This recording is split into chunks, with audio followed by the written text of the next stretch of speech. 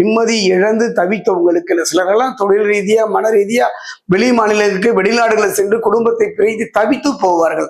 அந்த நிலை மாறி அற்புதமான ஒரு யோக பலனை சனி பகவான் தருவார்.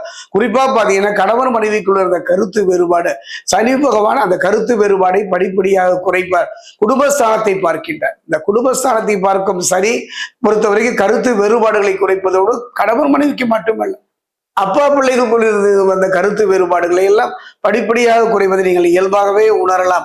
குறிப்பா பாத்தீங்கன்னா குருவின் பார்வை சனியின் பாதிப்பை குறைக்கும். அதே நேரத்தில் குருவினுடைய பார்வை இருப்பதனால சனி பகவான் பாதிப்பு தந்தாலும் கூட சிம்மராசிக்கு அஷ்டமசனுடைய பாதிப்பு இருந்தாலும் கூட அந்த குரு பகவானுடைய பார்வை அந்த பாதிப்பை குறைத்து தடைபட்டு போன சுபகாரியங்கள் தடை நீங்கி நிம்மதி பெறுகின்ற ஒரு காலமாகத்தான் அமையும். முயற்சிகள் சாதகமாக அமையும். அதே நேரம் பார்த்தீங்கன்னா ஒரு முக்கியமான நிகழ்வை நான் சொல்லித்தான் தீர வேண்டும். சனி தன் சொந்த நட்சத்திரமான உத்திரட்டாதியில வக்ர சஞ்சாரம் செய்கின்ற இந்த காலம் பார்த்தீங்கன்னா மக நட்சத்திரக்காரருக்கு நல்ல முன்னேற்றம் ஆன ஒரு காலமாக அமைந்தாலும் கூட ஒரு நல்ல தாக்கத்தை தரப்போகின்றார்.